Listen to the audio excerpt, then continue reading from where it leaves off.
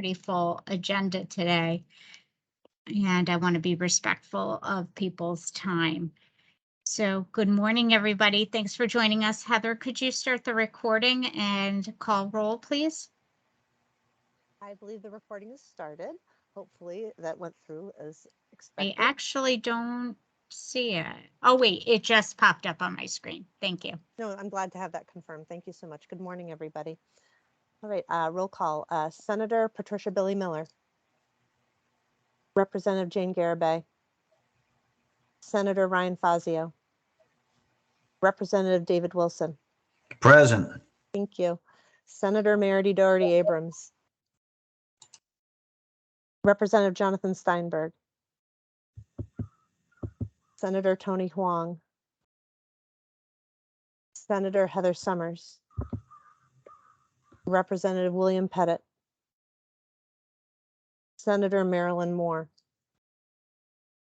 Representative Catherine Abercrombie. Senator Eric Bursell. Representative Jay Case. Melissa Morton. I see your presence. Jennifer Cavallero. Dr. Stephanie Bozak. Present. Thank you. Margie Gurundo Marquette. Kelly Kendall. Erin Livett Smith. Present. Thank you. And I feel terrible that I don't know how to pronounce Kim's last name. Melissa, can you help me? She's not here today. Okay. Well, I just want to, for a matter of, for the record, Kim H is absent. Hershniak. Thank you. Hershniak. Okay. I will write that down. Commissioner Porter. Present. Thank you. Jessica Rival. Lisa Rivers. Michael Santoro. Present. Oh, thank you. And Laura Watson. Present. Has anyone joined who's a member of the committee who would like to announce their presence? Thank you, Melissa. Thanks, Heather. So good morning again, everybody. Today, I do want to let you all know the meeting is being recorded and will be posted online. Additionally, CTN is covering our meeting this morning. So in order to ensure good quality recording, it would be extremely helpful if everybody kept themselves muted unless speaking. And when you do speak, if you wouldn't mind, please saying your name before making your comment, and that will help all of us with the recordings. So thanks so much. I just wanted to dive right into a quick update and announcement. We are working on getting the 2022 rebalancing statistics completed so that we can submit our annual report to the legislature. We're just waiting on a couple more pieces of agency data to come in, and then we'll be able to wrap up that report, and I will share it with all of you prior to it being submitted so that you can take a look at our statistics for this year. And other than that, we don't have any pressing business on the agenda for the planning committee. Those of you who have been on the committee for a while know that we reserve our September meeting every year for the Department of Social Services to come in and bring in their team of experts to give us an update on the department's rebalancing initiatives. So there are always numerous initiatives going on at DSS to help people have an array of options to remain in the community. And this year is no different. We're very pleased that Dawn Lambert from the Department of Social Services was able to join us along with her team to present an update on the rebalancing initiatives going on at the department this year. So with that, Dawn, I'll turn it over to you and your team. Well, thanks, Melissa, and good morning, everybody. This is always a meeting that we will look forward to. it's a kind of like a great way to kind of look back a little bit on how much we've accomplished together, and then also talk about the things that we're working on as we move forward, always supported by data, always supported by learning, and guided by your plan that you put together, your long-term care plan. So this morning, I'm joined by several folks on the team, and they'll be doing brief introductions to their own subjects. They're each subject matter experts on the areas that they're going to be presenting on. You'll notice as we go through this morning's presentation, there is a lot going on. And that's primarily because of some of the new opportunities for funding that we have through the American Rescue Plan Act of that was just signed about 2 years ago now, that gave us about just under $500 million to continue to invest in some of the things that we've been wanting to invest in for a very, very long time. Next slide, please. I want to start out by just framing this morning and letting everybody know, going back to our roots are transitioning people. Our roots are in transition. Our roots are in the Nursing Facility Transition Project and in Money Follows the Person.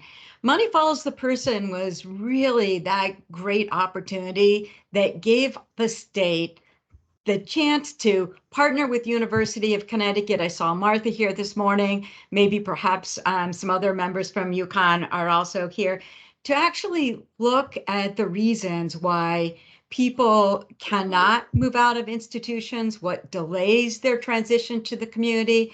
And from that data that we study, we learn where to invest so that we can address the gaps on the community side. And the investment in the gaps in the community side, it's always kind of a pre and post assessment of how we invested in the right place. And if we did, we always see that reflected in the Money Follows the Person data. We see transitions go faster. We see people more stable the first year in the community. So it's continual learning that always goes back to Money Follows the Person. So it's not just about moving people out of institutions, which we've done. Connecticut to date has moved out more people per capita of institutionalized population of any state in the United States. And so for that reason, we have a very, very large demonstration in the state of Connecticut. We are one of the states that have sustained activities because of the design of the project. A lot of states went through some restructuring as the legislation was going to sunset. Maybe y'all are aware of that. About 2015, at one point, it was going to sunset. And then there were changes in Congress where quite a few senators and others in Congress really raised voices about the importance of giving people the opportunity for choice. So everything that we do is about choice in options of long-term care. Stability on the nursing home, removing barriers that prevents choice of community, and then stabilizing community. It's really as simple as that. The analysis comes from Money Follows the Person, where we underwrite everything with data. Our very first proposal back in 2007, some 7,000 transitions ago, you'd see some of the common themes that are today reflected in our ARP 9817 plan. So that's what we call the American Rescue Act. We don't call it American Rescue Act. We don't call it ARPA. We call it ARP 9817. And it all goes back, of course, to the where it is in federal statute. Back in 2007, when we first wrote that proposal, we had a focus on the following things. We had a focus on trying to create more equity in the way that we distributed funds across all of our populations. And on the nursing home side, you see that moving forward with an acuity-based system, and on the community side, you see that moving forward through universal budget allocations based on need, not diagnosis, right? But based on functional need. That goes all the way back to 2007. Another thing that you would see if you look back at that original proposal, which is an absolute emphasis on self-direction. We wanted to increase opportunities for people to be able to self-direct. And from that came community first choice.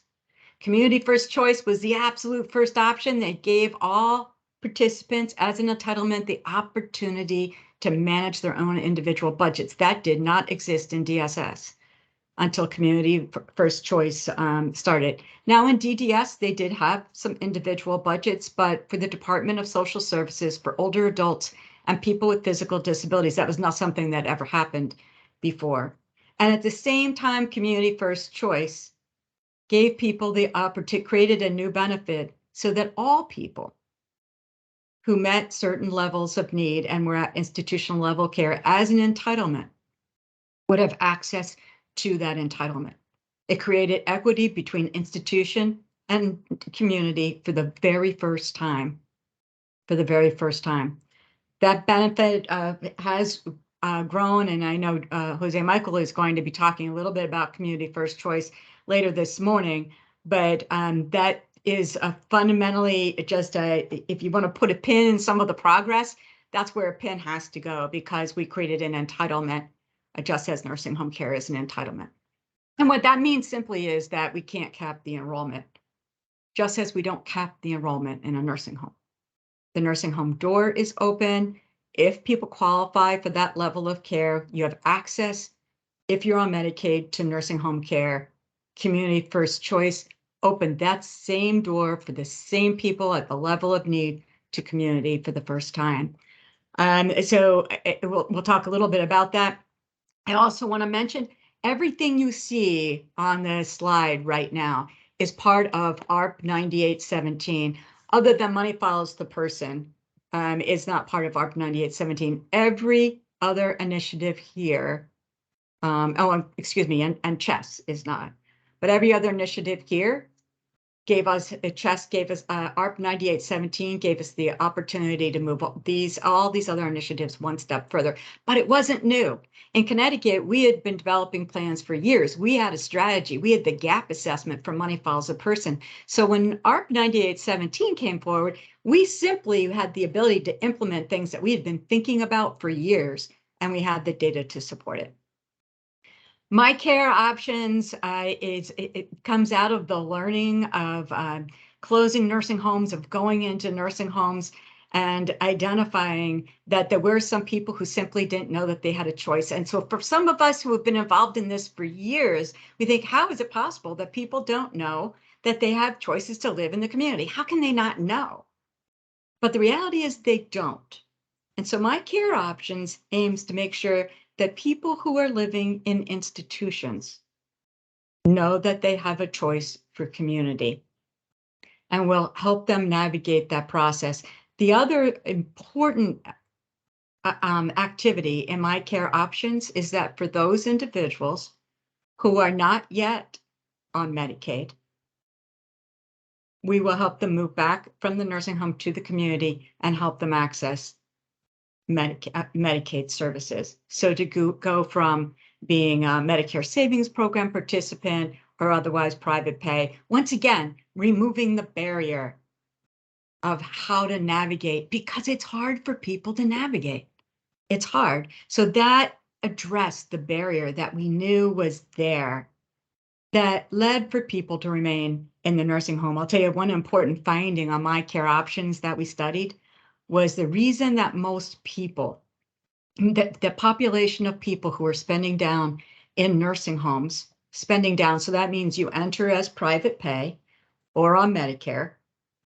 If you enter on Medicare and you're not yet on Medicaid, chances are at some point you privately pay with your money for a little while you spend down to Medicaid, that then continues the payment for the nursing home care. What was happening in Money Follows the Person is people would go into the nursing home and then they'd apply for Money Follows the Person. They would spend down in the nursing home, wait until they're on Medicaid because that's Money Follows the Person eligibility, and then they would move out. So we wanted to make it easily accessible to navigate that system in the community, move out and navigate that system.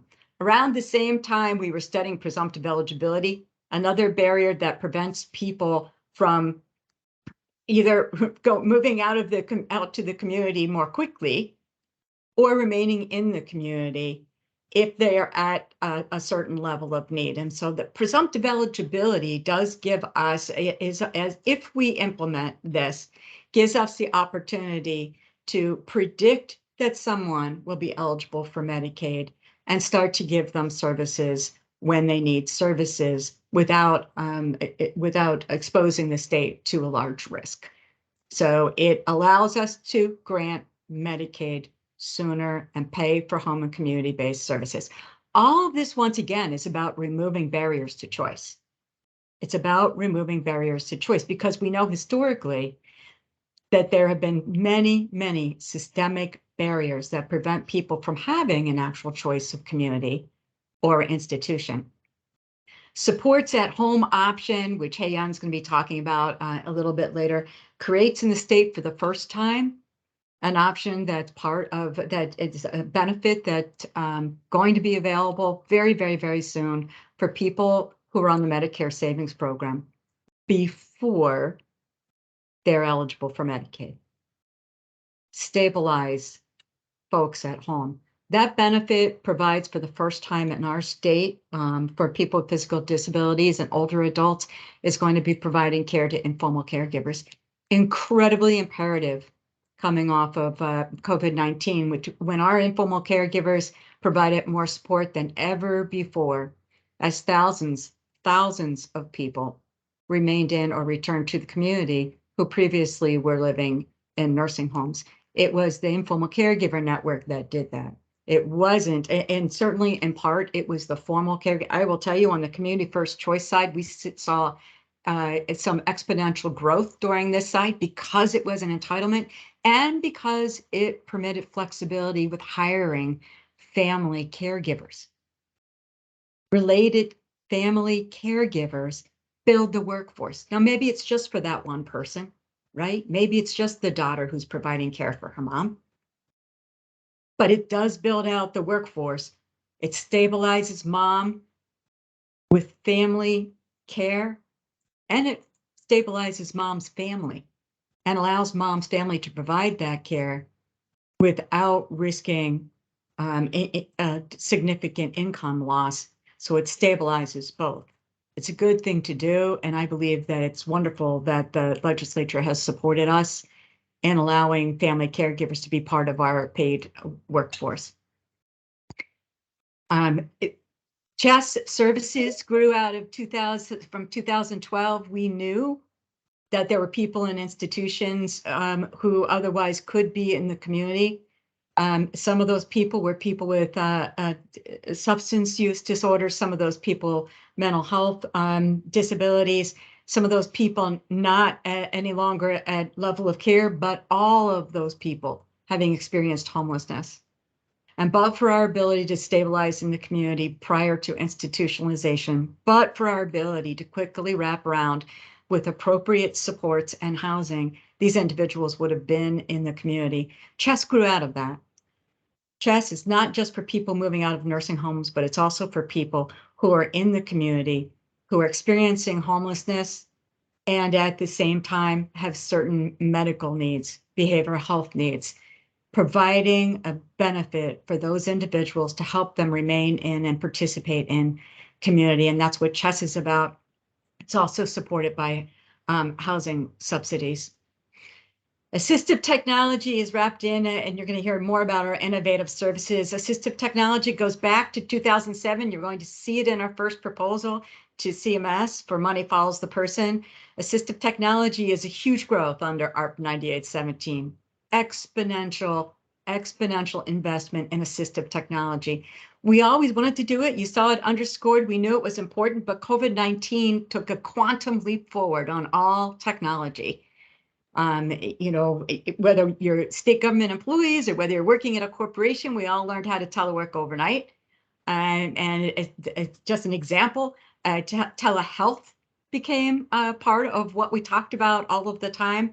And so it's the greatest time to be able to take advantage of not only those things that we learned through Money Follows the Person, but also COVID-19.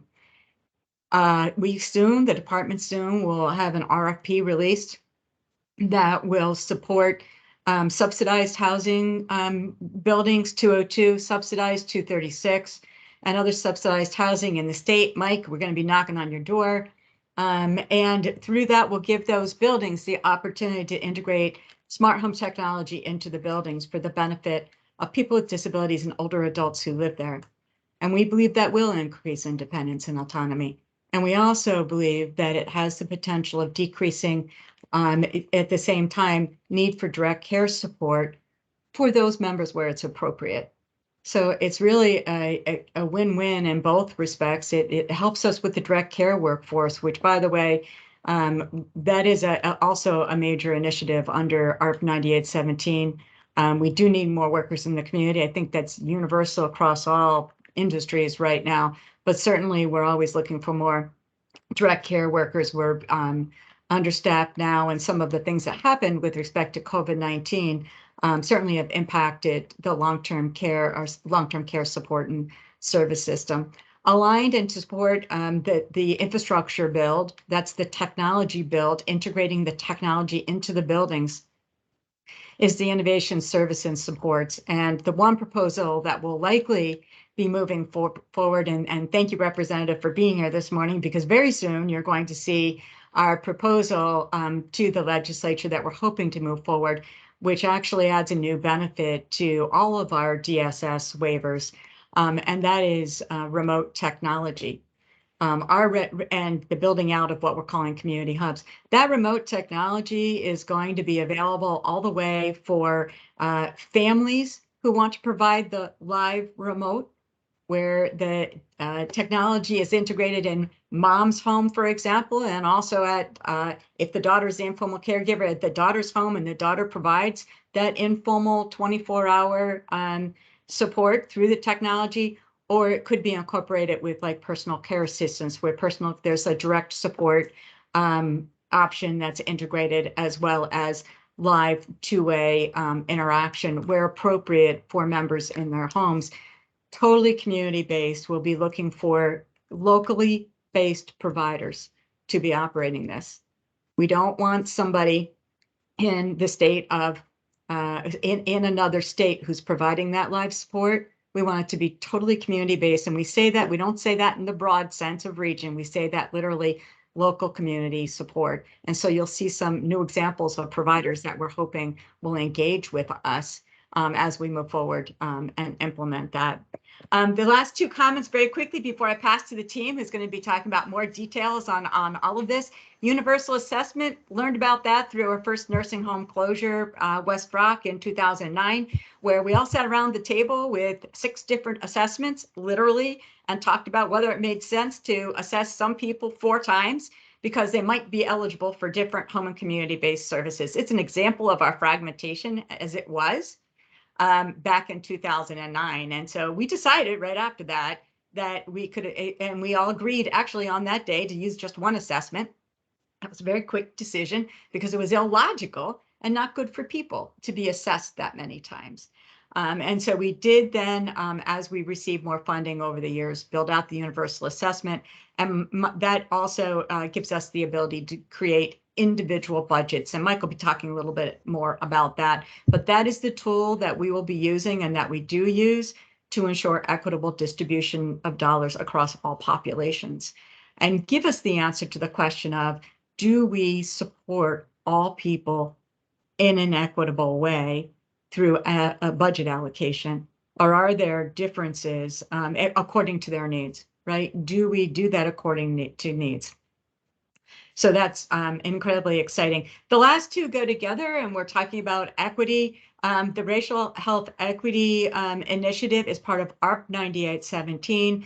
We want to make sure that we deliver services not just according to people's needs in a general way, but also to ensure that that our delivery of services is equitable through the lens of race and ethnicity. So is quality impacted at all? Does the member's experience change at all?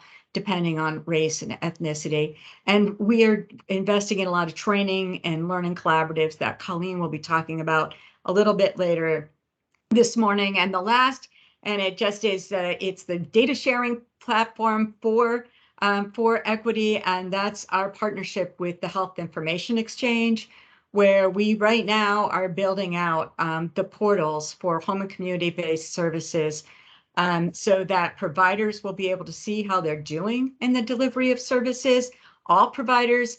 And when I say all providers, the Health Information Exchange and the work that we're doing there brings us all the way back to our roots in person-centeredness that's also underscored in Money Follows the Person. A whole person view, not just long-term support and service, not just long-term care, but an integrated whole person view where all providers in the healthcare system, the medical providers and the social support providers, all see the same data about an individual, and that care coordination can take that quantum leap beyond just the long-term support and service side to actually focus on the person, the data around the person, the goals of that person, and that all healthcare providers, including PCPs, primary care physicians, hospitals, all see that lens, that goal of them for the member, all see the member's goals and can deliver services according to and aligned with the goals of the member. Answering the question of not just how do I deliver the service, not just how do I help this person become well, but how do I do it in a way that meaningfully addresses their goals? Translate what I'm doing in a way that motivates that person. We also, as part of the Health Information Exchange, will be using it as the portal for our value-based payment system, which has already started. And I know Kate's going to talk a little bit about that, but the value-based payment system is open to all providers. We are HCBS providers, home and community-based service providers. We want those providers to come along with us. We have over 200 providers with us now. We're so excited about that. That exceeds our goal.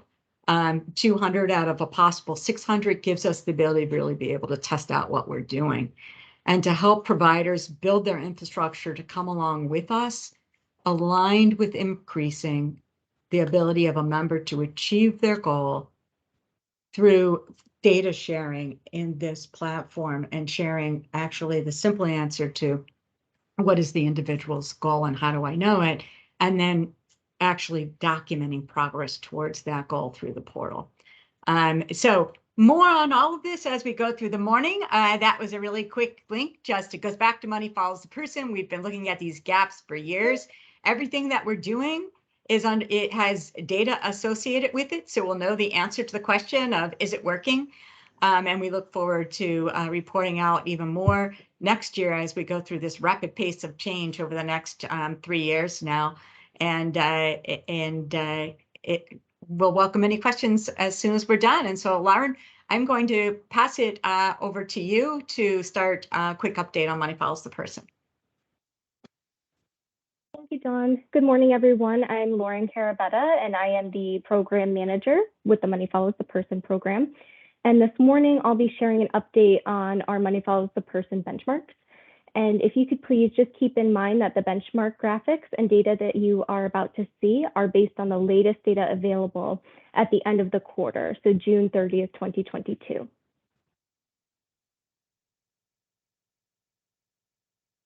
The first benchmark is related to the number of transitions from institutions to the community. And the total number of transitions is 7,261. Which is really remarkable, like Dawn mentioned previously, and we continue to exceed this benchmark. Our second benchmark is to increase dollars to home and community-based services, and you can see the line graph indicates that in 2021, 60% of Connecticut's Medicaid long-term care expenditures were spent on home and community care compared to the 40% spent on institutional care. And this is really a substantial change compared to the 2020 percentages. Our third benchmark is to increase hospital discharges to the community rather than to institutions. And the line graph here indicates that 67% of hospital discharges were to home and community care, with 33% of discharges to skilled nursing facilities. Our fourth benchmark is to increase the probability of returning to the community during the 6 months following nursing home admission. The bar graph below shows 35% of people admitted to a nursing facility returned to the community within 6 months, and we continue to work on this benchmark. Our fifth benchmark is to increase the percentage of long-term care participants living in the community compared to an institution. And the line graph here depicts that 70% of people receiving long-term services and supports are receiving those services in the community. People who participate in our program report their happiness with the way that they live their lives after they transition to the community.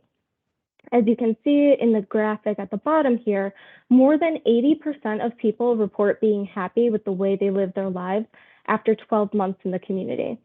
I really enjoy sharing this measure with all of you, since this measure really highlights the impact of the work that we do. And through this program, as you all know, we offer people choices about how and where they receive their care, and that directly impacts their quality of life. Currently, we are seeing a few prevalent challenges to transition. A couple examples of these challenges are related to locating housing and also the workforce, which Dawn mentioned already. We are actively reviewing the data and working in our project teams to identify strategies to reduce these barriers and increase transitions. Like Dawn mentioned before, everything that we do is derived from the data. Many of the initiatives and programs that you're going to hear about today, like Dawn mentioned, were identified to address gaps through our work with MSP. And many of these initiatives are helping or will also help address some of the current transition challenges, such as the investments in the home and community-based workforce. We're really excited to see how these new initiatives will impact our MSP members and the larger community. Next, I'm going to provide you with an update on one of our new initiatives called My Care Options. At My Care Options, this program provides home and community-based services information to people who are at risk for a long-term institutional stay. We're reaching Medicare Savings Program beneficiaries who are not yet eligible for Medicaid, which is incredibly exciting as we've not had the opportunity to reach this population previously. We're also reaching some individuals with both Medicare and Medicaid coverage. MCO will provide individuals with the information required to make an informed choice about how and where they receive their care. We have 10 care coordinators who are distributed across 4 of our access agencies, and they are out in the field visiting institutional settings, offering choice and working to facilitate transition. Our projected outcome is that an additional 600 people will return to the community. And this initiative launched very recently in June of 2022. MCO also has the intention of increasing the percentage of people who are receiving their first long-term service and support in the community instead of in a nursing home or other institutional setting. And this will really help people glide from Medicare to Medicaid while in the community. We currently have weekly implementation meetings with our team where we receive valuable feedback from the care coordinators. And our care coordinators are extremely knowledgeable about long-term services and supports options, in addition to their extensive knowledge around asset reduction and Medicaid eligibility requirements. We're currently collecting information from our team that will help us validate our referral methodology and potentially identify ways to improve our referral methodology. We're very excited that we've begun this new initiative, which ultimately will increase the use of home and community-based rather than institutional long-term care services. And now I'm going to pass it to Carrie, who's going to discuss presumptive eligibility. Good morning, everyone. My name is Carrie Fillick. I work with Community Options in the Division of Health Services for Department of Social Services. One thing that is great about working in this unit, the Money Follows the Person unit, is our ability to identify gaps and challenges and really examine, like you've heard a few times already so far, examine the data and of these challenges and what we could actually do to help change this, to remove barriers, to give people choice and option and access to information. One of those areas that we've identified is presumptive eligibility, and this relates to presumptive eligibility in home and community-based services for Medicaid. So you might hear that referred to as HCBS. Next slide, Lauren, please.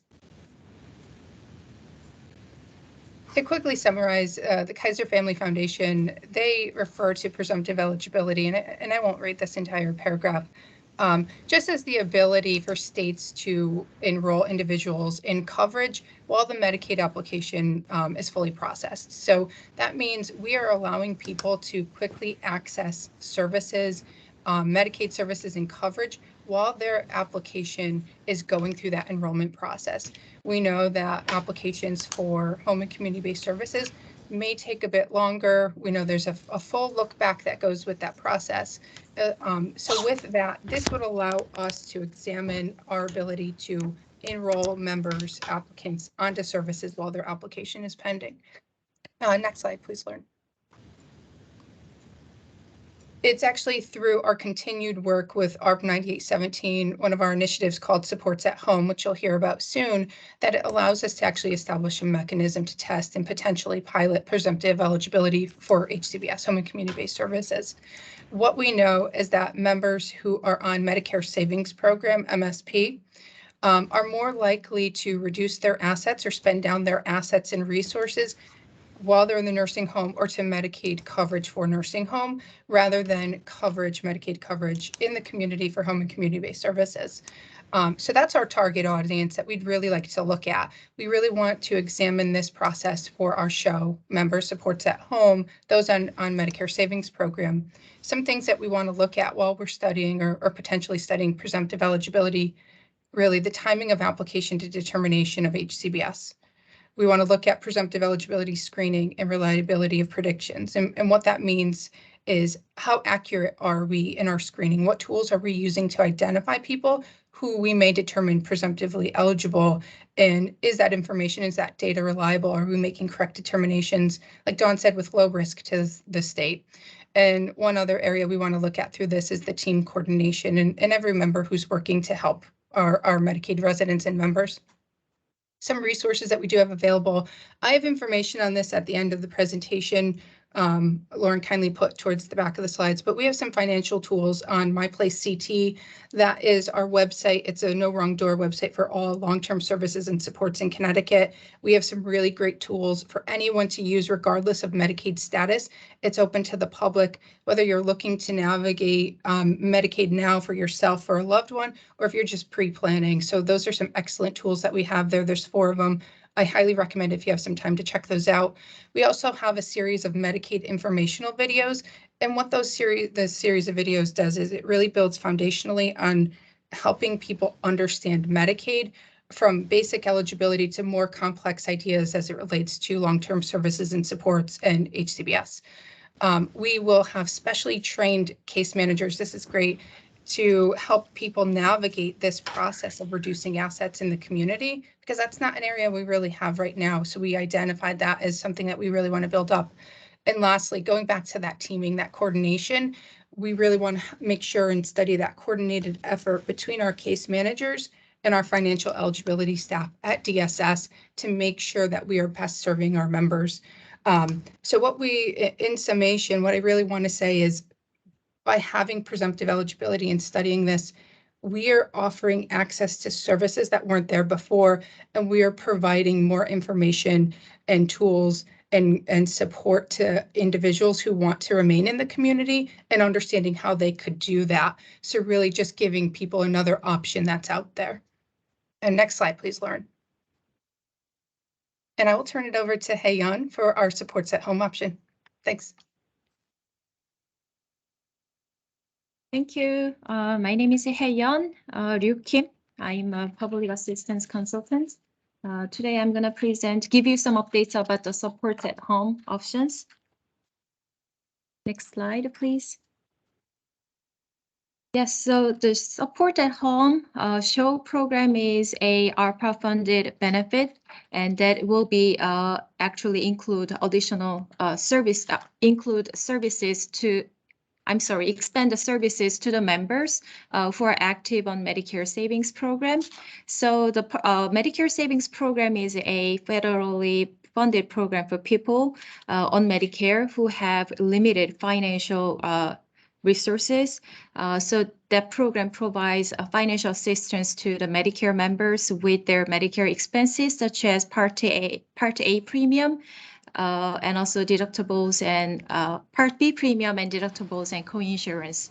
The SHOW program's purpose is to reduce unnecessary reliance on Medicaid and paid support, to reduce signs of depression and to increase quality of life. And also this will provide a caregiver assessment, dementia support, care coordination, recipe services, and trainings to the unpaid caregivers. People who are currently active on Medicare savings program and also who are at risk of short-term nursing home placement, who are not yet on institutional level of care can qualify for this program. And we're also targeting their caregivers to provide more support and to improve their skills of caregiver. So here, at risk of short-term nursing home placement, will be determined with the the level of care assessment, and they need to have one or two critical needs. Here, the critical needs means help with the activities of daily living, dressing, bathing, toileting, feeding, transferring, and also medication administration. And SHOW program has a package of services. First, we're going to provide a case management services with the access agencies. One of the different particular case management services can be provided here is to assist the member with the Medicaid eligibility. And also the case managers will help with tracking the private financial expenses on their private services. And also, other than that, they will also provide a caregiver assessment and care planning, and they will arrange all those services. And one of the services available is informal caregiver support. Two options are available as a informal caregiver support, which is COPE and Care for Caregivers. COPE is a care, I'm sorry, I need to repeat.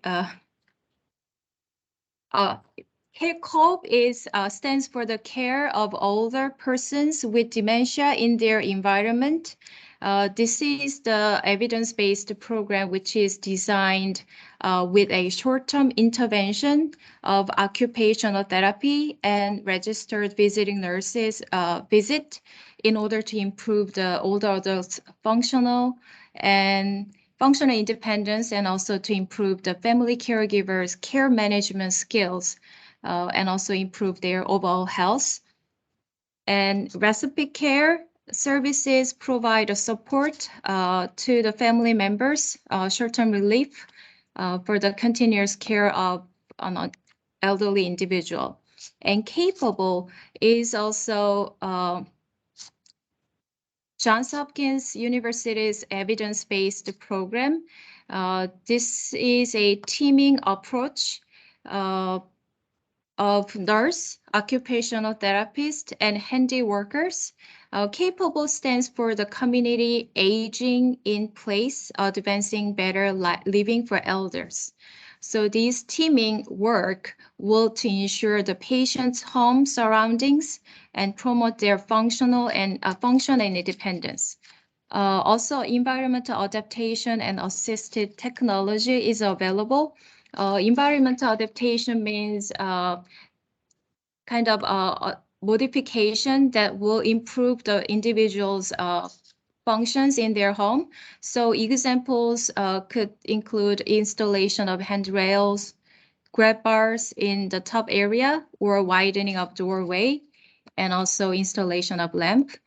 Assisted living technology, that's the technology people can use, which includes automatic medication dispenser, lifeline, fall detector, and also we're gonna include the remote monitoring, which will be introduced by Greg later. Yeah, so that's it. That's the services will be provided on the show, and all those services under the show will be also provided to the Medicaid participant. So these services will be also available for the Medicaid waiver and CFC and home care program for elders. And we are planning to launch this program in October, and we are actually enrolling providers and preparing the trainings for the access agencies too. And now I will hand it over. That's it from me, and I will hand it over to Jose Michael.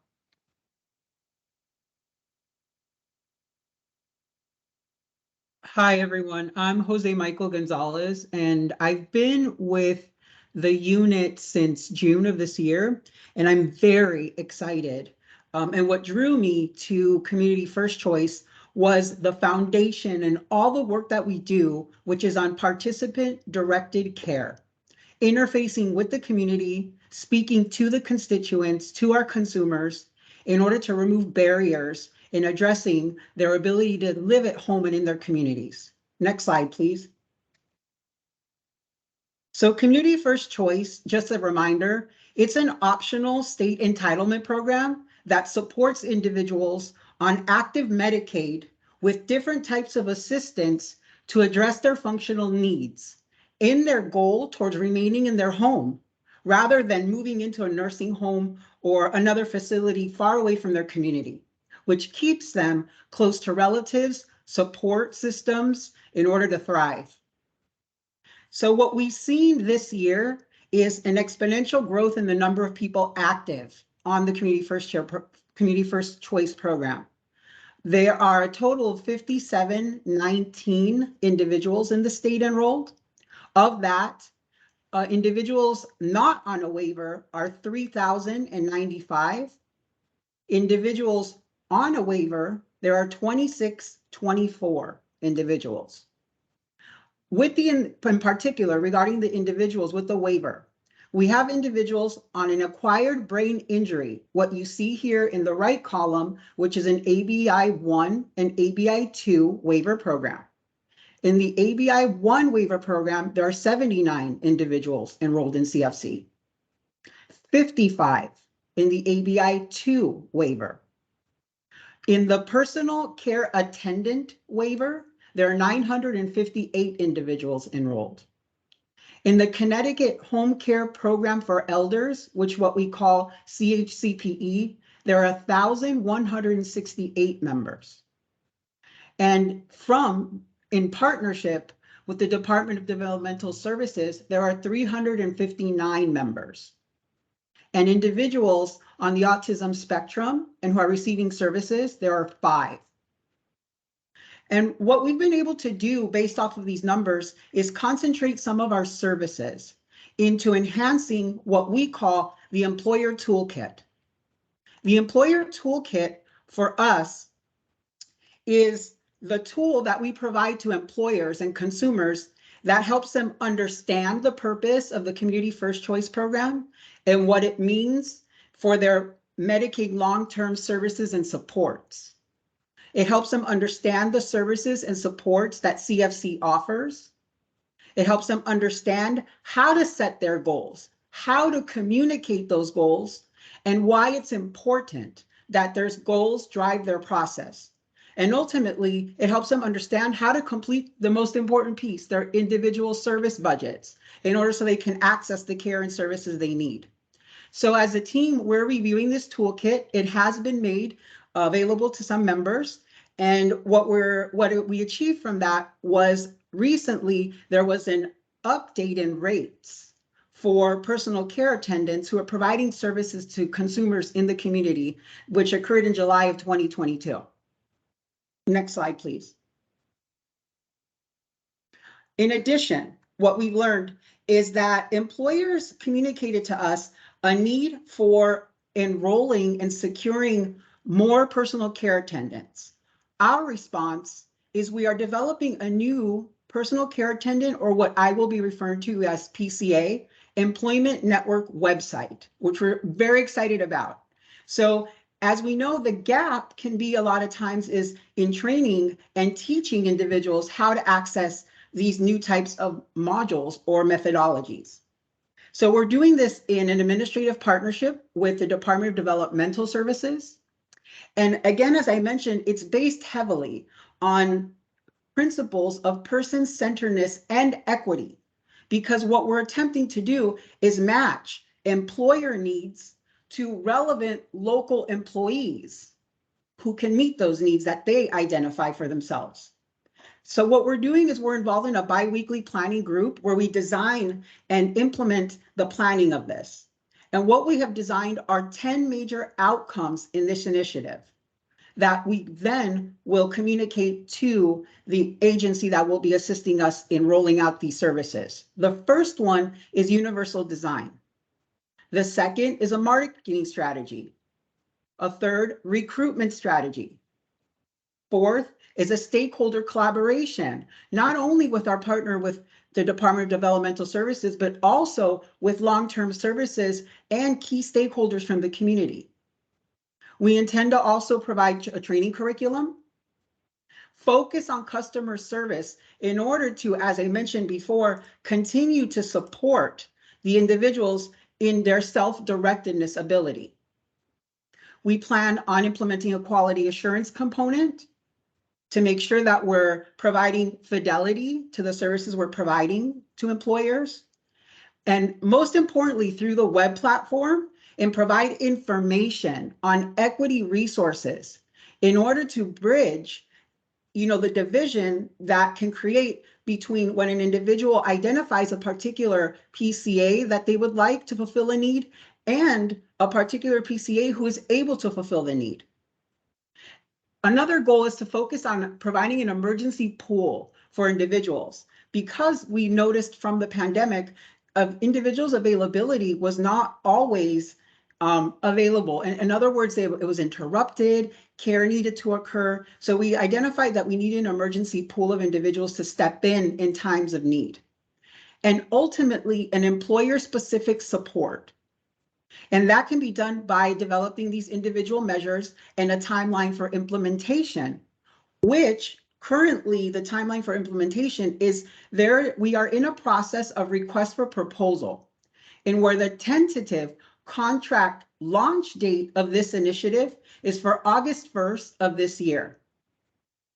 When that contract is underway, we intend to, with those 10 outcomes identified, assist the agency in enhancing their ability to provide the support. And we are expecting the website to be fully functional and accessible by March 1st of 2023. Next slide, please. Also, with that, we are really focused on the CFC workforce. And another gap in care that can promote person-centeredness and self-directedness is the support of support and planning coaches. And we're working currently on a registry tool in order to help individuals exercise their choices, their autonomy by goal setting, person-centered planning and coaching. And what these support and planning coaches individuals will do are assist the consumer, or who we call the employer, our consumers, with issues of electronic visit verification, which is a process of verifying the hours that PCAs are working in a particular home, in order to assist the employer with submitting timesheets and assuring that these individuals get their payments on time for the services that are rendered. Also, environmental modifications, which my colleagues have discussed, which involve home modifications and assistive technology services. And S&P coaches will also assist with overall CFC questions. So as I mentioned, there's a huge training component to these particular support and planning coaches, which we are attempting to currently recruit. So what we've done recently, our newly registered support and planning coaches, they attended a training on August 24th. There were 24 attendees and they received a certificate of completion. Those steps are important to our overall strategy of not only recruiting, but enhancing and maintaining a group of qualified support and planning coaches that will target the needs of the employees through our partner agencies. And our role at DSS is to not only train them, but also to ensure that they receive timely and ongoing support to continue providing the support to the employer. And for that, we've partnered with O'Donnell Marketing Firm to create a marketing strategy that will provide a vision to enroll and how support and planning coaches can enroll as support and planning coach individuals, and also how PCAs are able to also enroll in order to enhance their ability to provide more adequate care to the clients they're serving. And what the O'Donnell Marketing Firm is helping us do is to obtain status for these PCAs by going through this training and certification process. Next slide, please. So with CFC in a nutshell, there's another component that I work with my colleague, Colleen, who will now speak to you on the Racial Health Equity Initiative. Good morning. My name is Colleen Hudson, and I am the co-lead on our Racial Health Equity Initiative, together with Jose Michael Gonzalez, who just presented. The Trauma-Informed Care Racial Equity Lens Initiative is a component of the value-based payments for home and community-based service providers. In this program, providers are required to complete a series of trainings developed by our Office of Organizational and Skill Development. There are 4 specific focus areas, and those are health equity and self-management, cultural humility, implicit bias, and racial microaggressions. The training outcomes, they're designed to help the providers understand the challenges and delivery of home and community-based services. We have the objectives, the learning objectives for each of the focus areas that I just mentioned are to define the focus area and how it shows up in HCBS, recognize how the focus area may be affecting the delivery of HCBS, and also help to apply strategies that can be used to minimize the impact of the focus area on HCBS participants. To date, we have 6,526 enrollees in our training program. We are also in the process of designing learning collaboratives, which will provide additional information and resources to providers that will supplement the concepts addressed in the initial trainings. Each provider will assign a racial justice champion or a contact person who will help to lead the changes that may need to occur within their organization. A monthly diversity, equity, and inclusion newsletter, which discusses DEI fundamentals and highlights the various cultural events of diverse groups, is currently being distributed to our unit on a monthly basis. However, we are planning to include future newsletters on the MyPlace CT and Employment Network websites. We're also curating a resource library, which will include toolkits, articles, and other information related to racial equity. And we hope to have that included on our website soon. And with that being said, next slide, please. I'd like to hand off to my colleague, Catherine Bernard.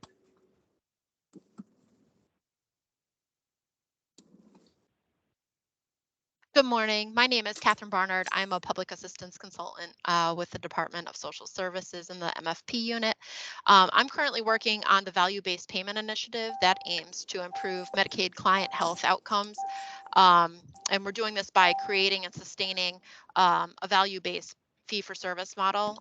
It's promoting whole person care through incentive-based payments to these home and community service providers that we've been working with, but they're going to be based on specific outcomes.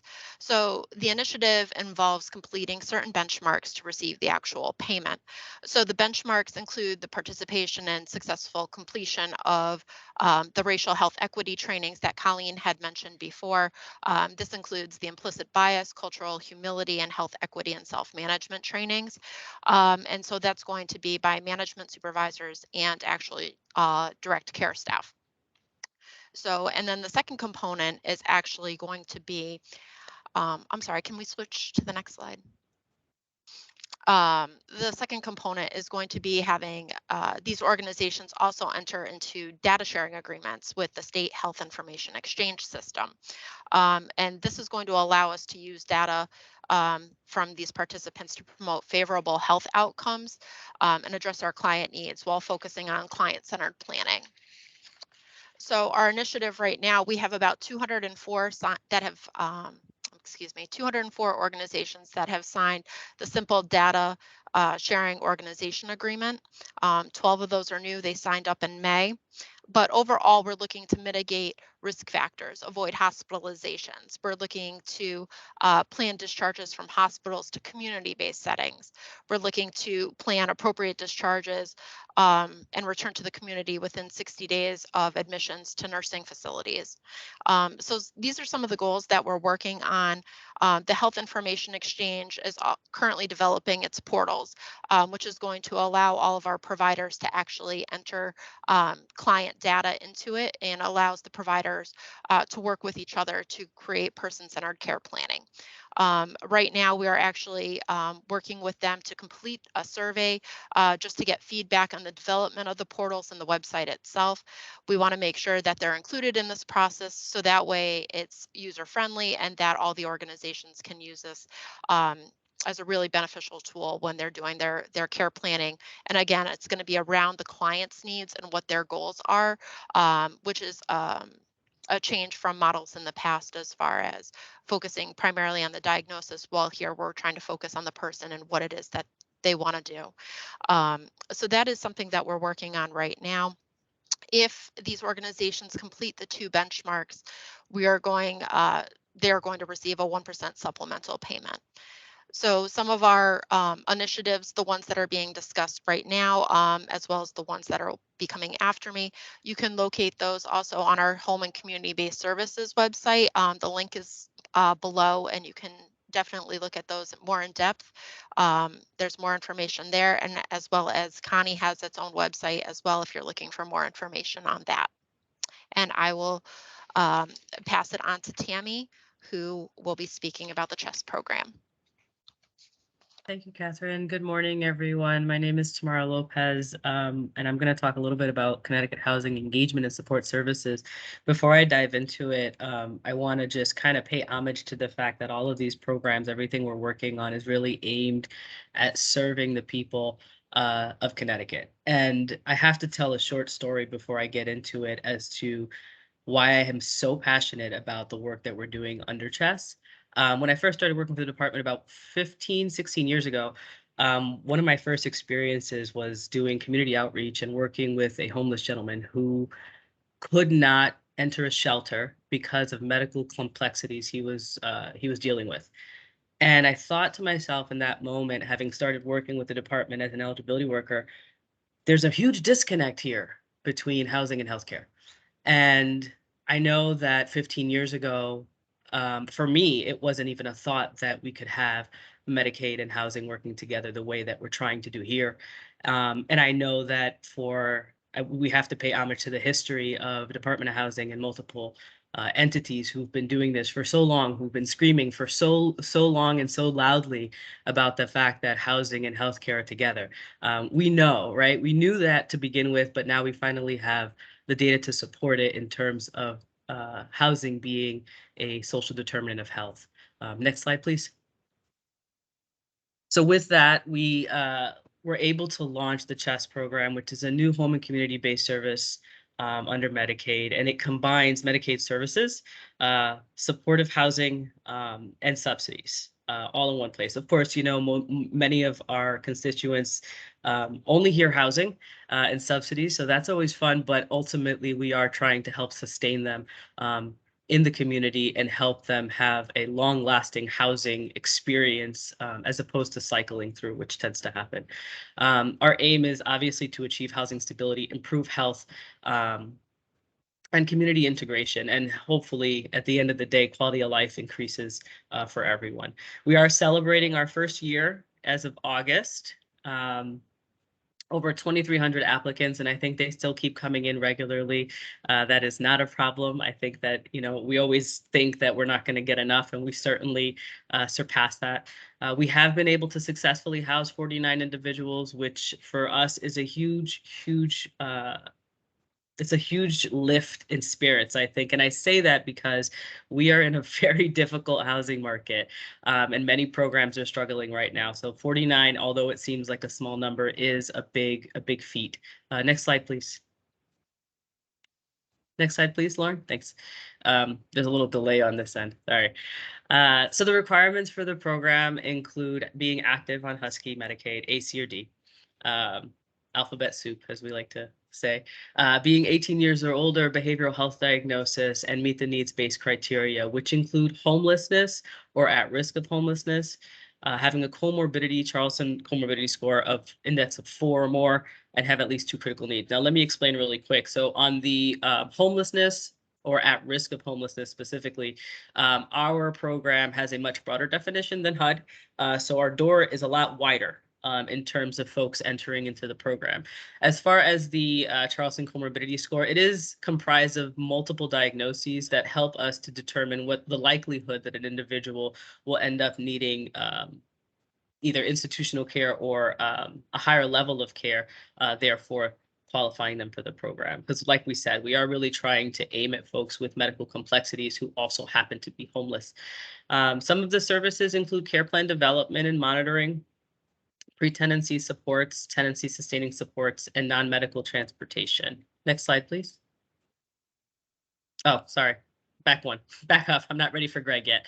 I did want to do one other thing, and I thought the slide was in here, so this is my fault. I apologize.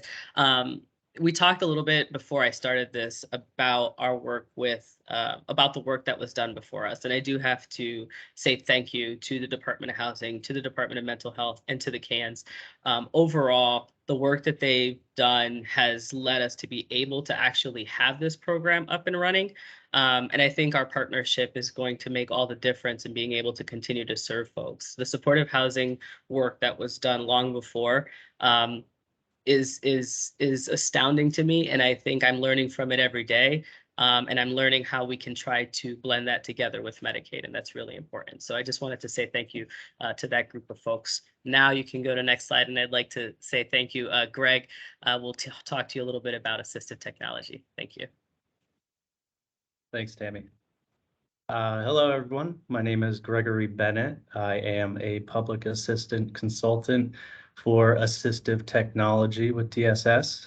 I have been given the opportunity to lead the initiative to use ARP 9817 funding to integrate smart home technology into subsidized housing. Next slide, please.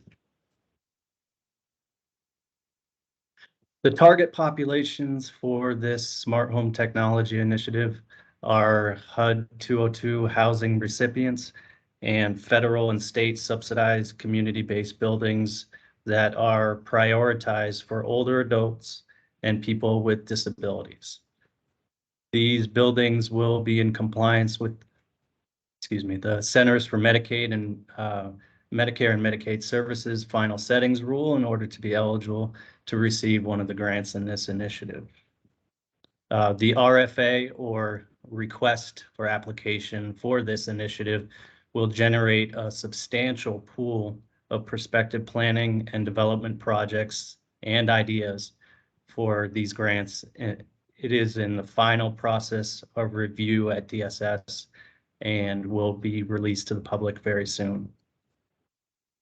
The goal of using this smart home technology on a larger scale than it is currently being utilized is to increase the quality of life for members in their homes and to attempt to offset the need for human assistance.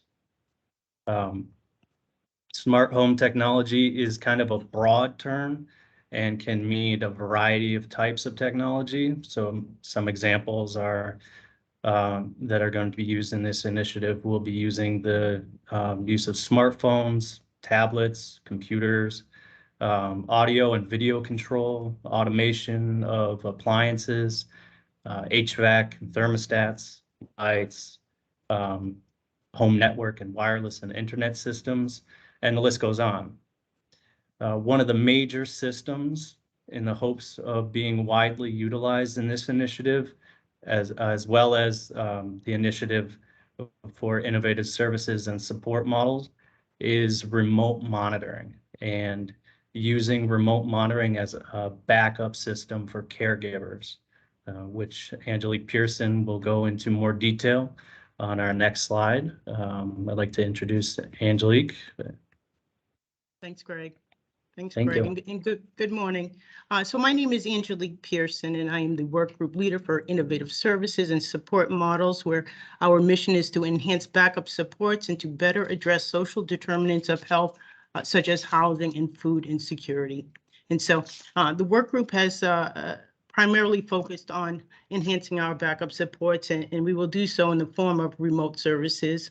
Remote services will provide technological options to consumers with the primary goal of increasing independence. Core supports will include community-based hubs. These local hubs can be senior centers, adult day providers, assisted living facilities, etc.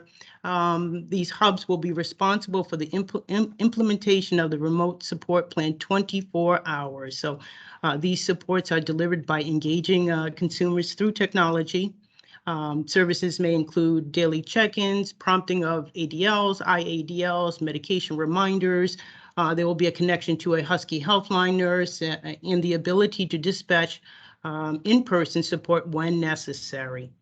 Some of the devices used will include motion detection, live video, audio, web-based monitoring, and other two-way communication systems.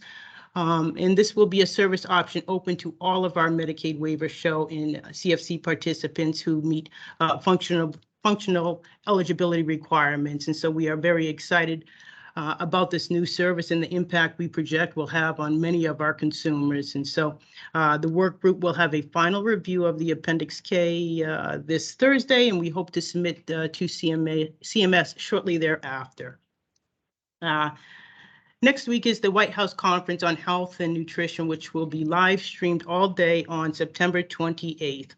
The goal of the conference is to release a strategic plan to, quote, end hunger and increase healthy eating and physical activity by the year 2030 so that fewer Americans experience diet-related diseases like diabetes, obesity, and hypertension. So over the last few months, we have been attending listening sessions and bi-weekly stakeholder meetings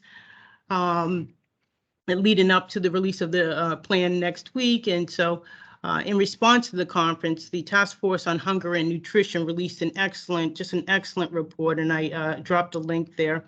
In addition to 30 key recommendations. So we will review that, the work group will review that report, and we will continue to explore how we can help provide access to healthy, nutritional foods to our consumers. This may include prescription pharmacy programs and medically tailored meals. And so we will have more on that after the conference. The last thing we would like to do is explore the implementation of the PACE program. And so many of you are aware of that program, which is an all-inclusive care for the elderly for consumers over the age of 55 and who are at nursing home level of care and want to live in the community as independently as possible. And so we will wait for further direction on that. And so I thank you for your time. And next up is Michael Piccarelli, who will give an update on the universal assessment. Thank you. Hello, everyone, and thanks, Angie, for the introduction. Like Angie said, my name is Michael Piccarelli, and I am a public assistant consultant for the Department of Social Services in regards to the IT systems and relating to ARP 9817. I'm very excited to be given this opportunity to work with our partners and other departments within the state to lead this initiative in expanding our universal assessment to incorporate Department of Developmental Services into the universal assessment. Next slide, please. We are currently collaborating with Department of Developmental Services, and at this point, they have completed their initial testing of the universal assessment.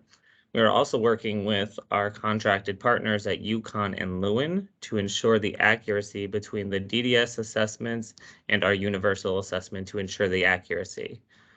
During the expansion of the universal assessment, we are also doing quality control work to increase the efficiency and accuracy throughout the assessment. We did so by doing this by holding focus groups within our contracted partners, such as access agencies, which included staff from leadership to management to trainers, and of course our field staff who use the UA pretty much every day, as well as our Yukon staff and our other internal DSS staff. And the purpose of the groups were to get ideas from the people who use it a lot and see what they thought was necessary and what ideas they wanted to have changed / improved around the universal assessment. Our next steps in our process is to continue our weekly meetings with our contracted partners, Yukon, Lewin, DDS, to review the DDS test cases and as well as review the overall quality of the UA. And then following that, once all that is completed, we're hoping to submit our advanced planning document to CMS by the end of the year. And next slide. Oh, and with that, bring it back to Dawn Lambert. So thanks. So great job, team, first of all. And Melissa, I'm going to turn it back to you. I mean, we did kind of it's kind of a little bit like speed dating for what's going on at DSS for change, but we highlighted some of the initiatives that we're working on. Many of them are ARP 9817, matter of fact, almost all of them, as I said before. And I think the important kind of overarching point that I want to make goes back to the beginning of the presentation, which we learn from the experiences of the people that we meet in institutional environments about what the gaps are in community. And we see that documented in either the inability to move back to the community or a slow transition, like what did we have to solve for that individual. Both of those things have led us to a really strong underlying source of data that we can look to as we make changes moving forward. To answer the question, have we shortened the length of time in transition? Have we made it more possible for more people to have a choice? And fundamentally, that's what we're about. At the same time, improving quality of life aligned with the goals of the people that we serve across all the healthcare, not just long-term supports and services, but all of the healthcare. And the last thing that I just want to comment on is our value-based payment really is aligned with member-centered goals. And right now that's for long-term supports and services, all providers, but all of the healthcare providers will have a lens into those goals, into the improvement of goals, and we'll have the ability to team in a way that they don't currently in the state of Connecticut, because we'll be sharing across the entire healthcare spectrum for all providers who serve that member. So we're totally excited about the ability of providers to be able to team and to incentivize them to team where their joint performance, not one provider, but the team of providers have surrounded a person and helped them achieve their goals, and also improve their ability to their wellness and their health and their quality of life. I wanted to also mention our partner Yukon. I know Martha's on here. ARP 9817 does give Yukon some funding in order to wrap around what we do with evaluation, which has been part of our strategy for the last 20 years now, is to partner with a university that has that research bench strength, that has that analytical ability, and to provide that third-party transparency. So it's not just DSS reporting out on DSS. Next year at this time, Yukon will also be reporting out on how DSS is doing in achieving the hopeful goals that we have with all of these initiatives. So with that, I'm going to turn it back to you, Melissa, and see if you or any of your committee have any questions. Thanks again for the time. Thanks, Dawn. Thanks to the entire team at DSS. That was a lot. You guys are busy over there. But I appreciate you taking the time to put together such a thorough presentation and sharing it with us. So at this point, we do have some time for questions. So I'll open it up. Just raise your hand if you have any questions. Yes, I think I see Representative Wilson. Yes, good morning all, and thank you. I enjoyed the presentation. My request, I haven't seen yet, but I'm trusting that you'll be able to forward to us the PowerPoint presentation of everything in the meeting today. That'd be very helpful. Sure, Yes, the of link course. to the presentation, Representative Wilson, is right in the chat. So if you click on the chat, the little word bubble that says chat at the top there, the link to the presentation's right there, and I'll also circulate a link right after this meeting. All right, I got it. Thank you.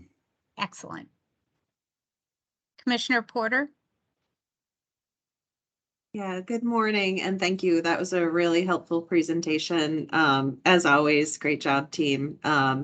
There are a lot of areas where I see some potential intersection with our agency at the Department of Aging and Disability Services. So looking forward to maybe getting a little bit more detail on some of the assistive technology, some of the partnerships with senior centers, on the remote services, and trying to figure out a way to make sure that we're tying all those services together in a way that we're all using the same language and able to kind of highlight the great things that are going on. So we may need maybe a presentation specific to our agency. Maybe there's some ways we can work together to make sure we're highlighting all the same things. So great job, and I look forward to connecting on that some more. Yeah, we'd love to do that. Be open to it. We have been working with some of your staff, and they have been informing some of the work. In particular, Arlene Lugo has been helping on the assistive technology, and Margie and Heian. Who else? Do you remember who else you've been meeting with? But we have not Claire done. Coat. Yeah, so we have not. But to your point, we haven't. There's a lot that's going on, and another set of eyes to identify opportunities so we don't reinvent the wheel, or we make sure we're coordinated, is going to be really important. So thank you. Yeah. Actually, Commissioner Porter, we have a meeting scheduled with one of your employees on Friday, and to just engage them and talk more about the services. Great. Yeah, Awesome. I think it's what we lack is like the whole put it together and everybody in one place. That we have not done yet. And we would appreciate. We would love. I'll work with your assistant and get some time on the schedule. Yeah, that's the beauty of this meeting, is being able to hear your updates, and you guys always do such a great job. But even even when I think I'm up to date, and then I hear all the great work that's going on, it's just an opportunity to make sure, we're one state, and making sure that we get the residents the information they need from all of us. So this is, I'm glad that I was able to join today, and appreciate your updates. Thank you. Okay, any other questions for the DSS team before we move on? I see a hand. Oh, Representative Case? Yes, how you doing? Good morning. Good morning. Hey, quick question. So I was listening to a lot of this. Are we getting a lot of this information out to the senior centers and to those? I just had one yesterday who, an elderly person, not in the best of health, but lost their health lost their house because of couldn't make payments because of COVID, went into a hotel for 3 weeks, ran out of her money, now is in a shelter because she can't get anywhere else. So I'm looking to see long-term care. Obviously, the health is going to fall when this happens because a person's in their late 70s. But are we getting all this information? And Amy's office actually was the one who was able to help us to work and get this person some more information. Are we getting this stuff out to the local senior centers so the seniors aren't scared of the future and what's going to take place? So thank you for that question. I think that's a great question. Right now, it's the things that are live. So most of what you're hearing about today, Representative Case, are things that are about to happen. We've spent the last year building the infrastructure, and literally we're about to begin implementation. So it will be on the My Place CT website.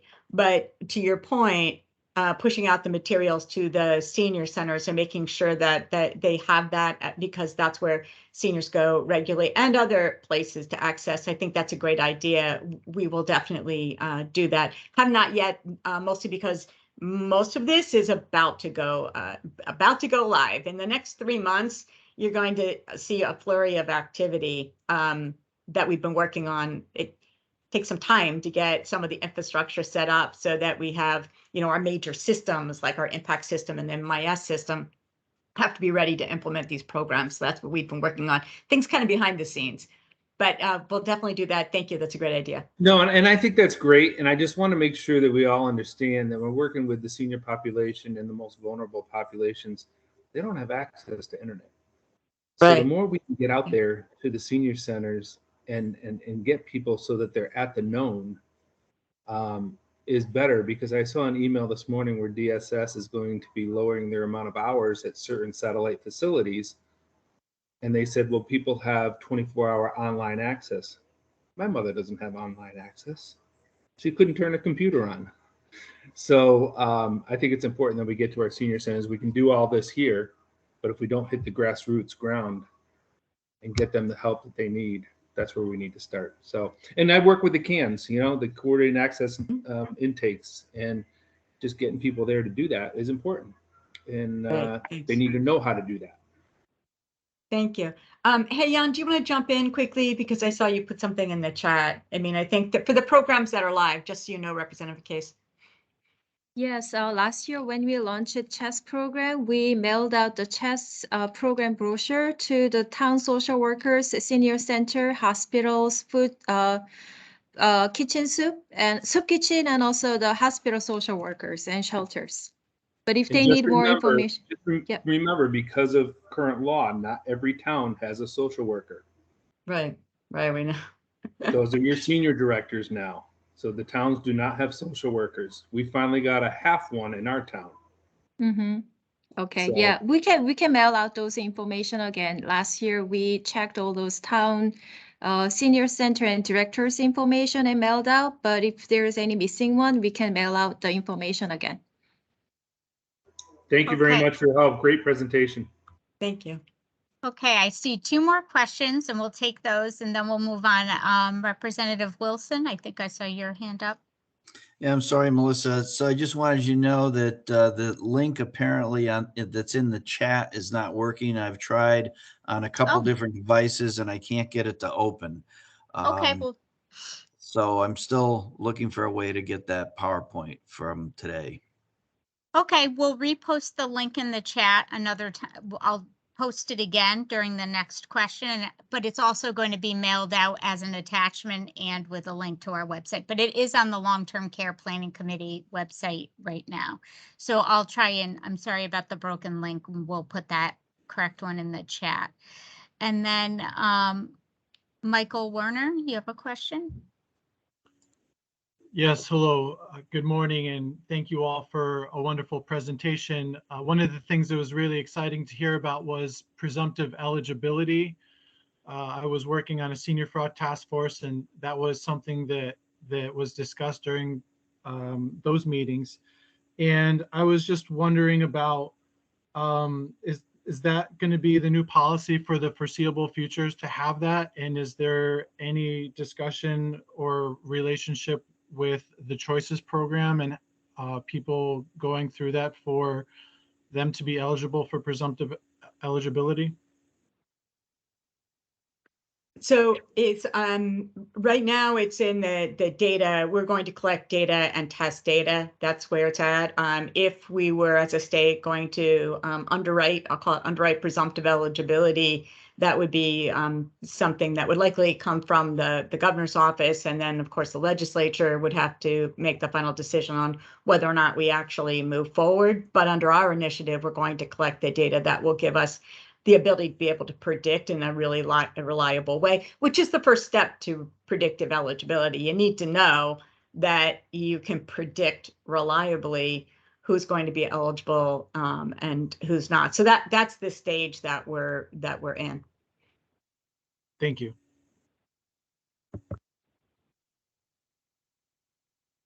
Okay. Thanks so much. Thanks again to the DSS team. Thanks everyone for your great questions. At this time, I'm going to just keep us moving along, and we're going to go into member updates and announcements. So do any members of the Long-Term Care Planning Committee, any of the state agencies, have some announcements or updates that you'd like to provide?